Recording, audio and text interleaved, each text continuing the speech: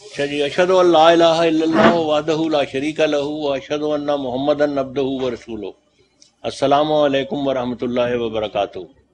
मेरा नाम मिर्ज़ा ग़ुलाम अहमद है और जैसा कि मैंने पहले अर्ज़ किया है, मैं जमात अहमदिया की पाकिस्तान में जो सुप्रीम बॉडी है सदर अंजुमन अहमदिया, उसका एक डायरेक्टर हूँ।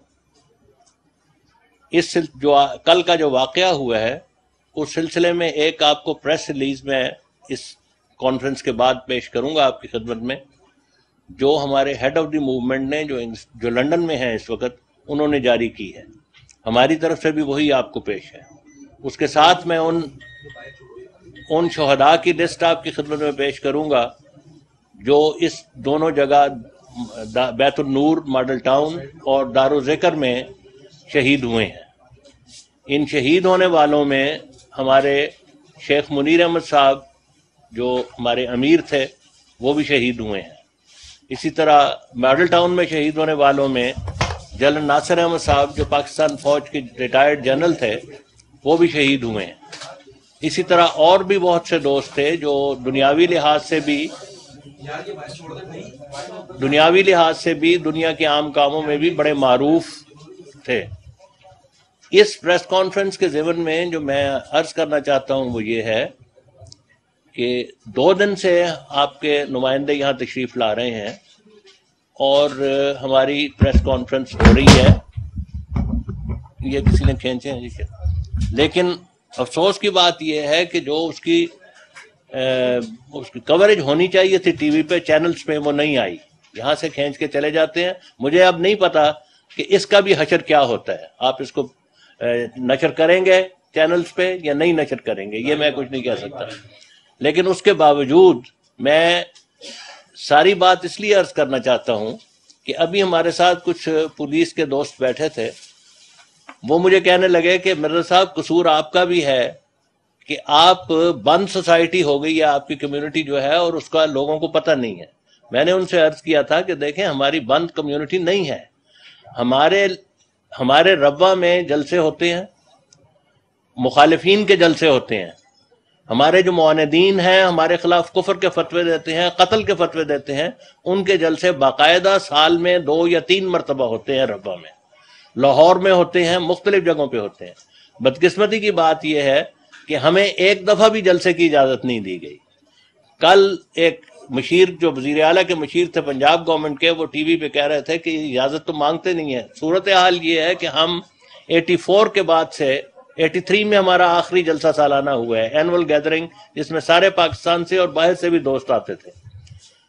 उसके बाद से हम 84 से बाकायदा तौर पे हर साल गवर्नमेंट को इजाज़त की दरख्वास्त देते हैं, कभी भी इजाज़त नहीं दी गई।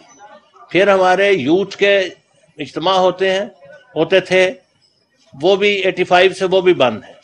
ख़वातीन के इज्तिमा होते थे, वो भी 85 या 86 से बंद है। एग्जैक्ट फिगर मुझे याद नहीं, 85 या 6 है। बुजुर्ग लोगों के 40 से ऊपर लोगों के इज्तिमा होते थे, वो भी 85 से बंद है। बच्चों का इज्तिमा होता था, वो भी बंद है।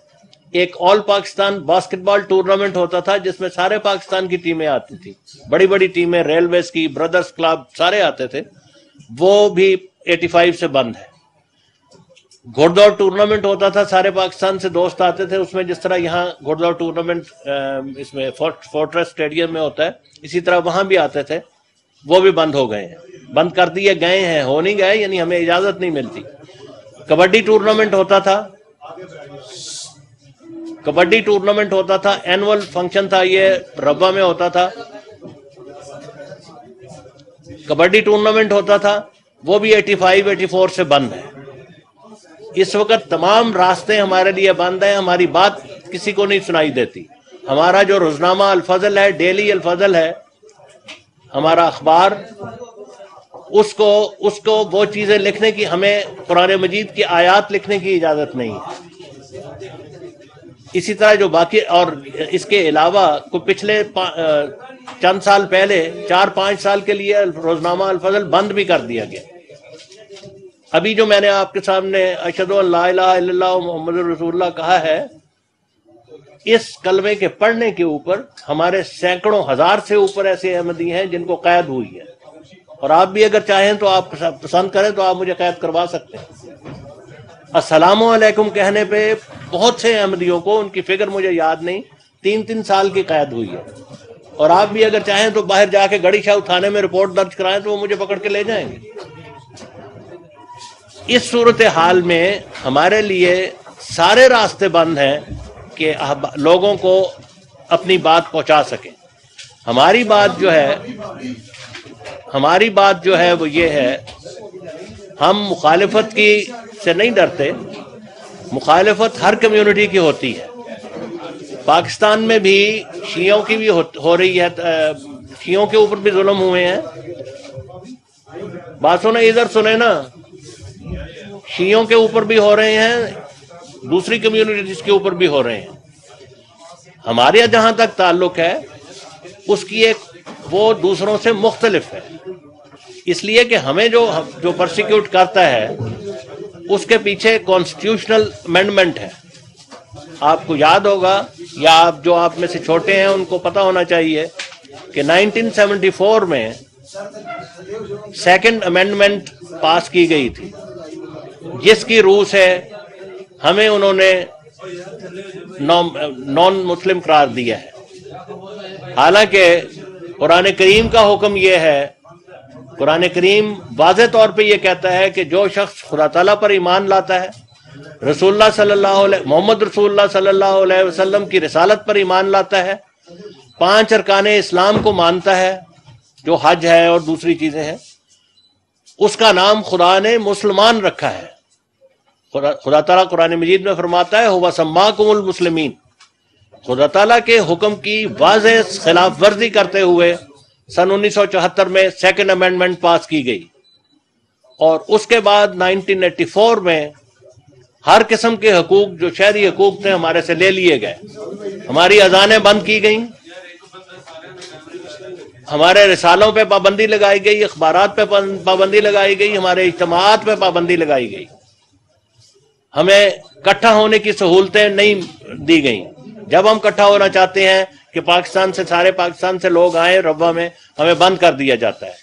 لاہور، پنڈی، کراچی، اسلام آباد میں جلسوں کی، میٹنگوں کی اجازت نہیں دی جاتی. اس صورتحال میں یہ صورتحال باقی مائنورٹیز کے ساتھ نہیں ہے. ویسے بھی میں یہ نہیں کہہ رہا کہ ہم مائنورٹی نہیں ہیں، اپنے آپ کو مانتے ہیں. ہم مسلمان ہیں اور خدا نے ہمارا نام مسلمان رکھا ہے، اور کسی شخص کی یہ مجال نہیں ہے کہ میرے سے اس نام کو واپس لے سکے. ہم رسول اللہ صلی اللہ علیہ وسلم کے خادم ہیں، اور رسول اللہ صلی اللہ علیہ وسلم کے ساتھ ہمارا تعلق کوئی نہیں توڑ سکتا. میں آپ کو اپنی مثال دے رہا ہوں، ایسی سینکڑوں مثالیں ہیں. میرے پہ 3 سال مقدمہ چلا ہے ٹنڈو آدم میں ربوہ کا رہنے والا ہوں. 3 سال میں پیشیاں جا کے بھگتا رہا ہوں، صرف اس بات کے کہنے پہ کہ میں رسول اللہ صلی اللہ علیہ وسلم کو اپنا نبی مانتا ہوں. 3 سال میں نے پیشیاں بھگتی ہیں، اور پیشیاں اس طرح نہیں ہوتی تھی کہ سال میں 1 ہو گئی، بعض اوقات مہینے میں 4 ہوتی تھی. آپ سوچ سکتے ہیں کتنا فاصلہ ہے فرام ربوہ ٹو ٹنڈو آدم. ایک وقت ایسا آیا کہ میرے جو افسر تھے ربوہ میں، انہوں نے مجھے کہا کہ یہ جو تم یہاں سے جاتے ہو، تم کراچی جا کے بیٹھ جاؤ، وہیں سے جایا کرو، یہ صورتحال بہت مشکل. تو یہ صورتحال ہے جماعت احمدیہ کی. پرابلم یہ ہے، مسئلہ یہ ہے کہ جماعت احمدیہ کے خلاف پرسیکیوشن کو لیجیٹیمائز کیا گیا ہے. جماعت احمدیہ کے خلاف مسلسل ایک مہم سن 1974 سے چل رہی ہے کہ یہ واجب القتل ہے، ان کو قتل کرنا کار ثواب ہے. اس حد تک کہا گیا ہے کہ جو احمدیوں کو قتل کرے گا اس کا رسول اللہ صلی اللہ علیہ وسلم اور امام حسین اور حضرت علی اور امام حسن استقبال کریں گے جنت میں، اور حوریں اس کے حمد کے گیت گاتی ہوئی آئیں. یہ باتیں میرے پاس اس وقت بھی کچھ موجود ہیں جو پمپلٹ ہیں اس قسم کے، لیکن دور جانے کی ضرورت نہیں، دکھانے کی ضرورت نہیں. آپ یہاں سے باہر نکلیں، گڑی شاہوں میں ایسے بینرز لگے ہوئے ہیں جو ہمارے خلاف ہیٹ مہم، نفرت کی مہم چلائی جا رہی ہے. مال روڈ پہ ایسے بینر لگے ہوئے ہیں جہاں نفرت کی مہم چلائی جا رہی ہے. ایون آپ ہائی کورٹ میں تشریف لے جائیں، ہائی کورٹ میں ججز کے کمروں کے باہر ان کی نیم پلیٹس کے نیچے ہمارے خلاف بینرز لگے ہوئے ہیں. یہ صورتحال لاسٹ 1974 سے چل رہی ہے، اور اس ساری نفرت کی مہم کا نتیجہ ہماری شہادتیں ہوتی رہی ہیں. پہلے بھی کبھی مونگ رسول میں 7 آدمی شہید ہوئے، کبھی کراچی میں مسلسل کچھ عرصے کے بعد ایک ایک آدمی احمدی شہید ہو رہا ہے. لاہور میں شہادتیں ہو چکی ہیں. کوئی جگہ ایسی نہیں ہے جہاں شہادتیں نہیں ہوئیں. لیکن اس ساری نفرت کی مہم کا جو گورنمنٹ کی طرف سے 1974 سے چلائی گئی ہے اور پھر جس کو ضیاء گورنمنٹ نے اس کو فالو کیا ہے اور اس کو عروج پہ پہنچایا ہے, اس کا آج یہ نتیجہ ہے کہ 100 سے 95 کے قریب شہادتیں ہوئی ہیں یہاں دونوں جگہ, مائل ٹاؤن اور دارالذکر میں. سوال یہ ہے کہ ہمارا جو بھی مذہب ہو اس سے غرض نہیں ہے. سوال یہ ہے کہ ہم پاکستان کے شہری ہیں, ہم پاکستان میں رہتے ہیں, ہم پاکستان کے بنانے والوں میں شامل ہیں, ہم پاکستان کی حفاظت کرنے والوں میں اپنی جانیں دی ہیں. ہمارے کئی جرنیل مرے ہیں, شہید ہوئے ہیں پاکستان انڈیا سے لڑتے ہوئے. ہم نے اپنی زندگیاں پاکستان کی خدمت میں گزار دی ہیں. کیا اس کا نتیجہ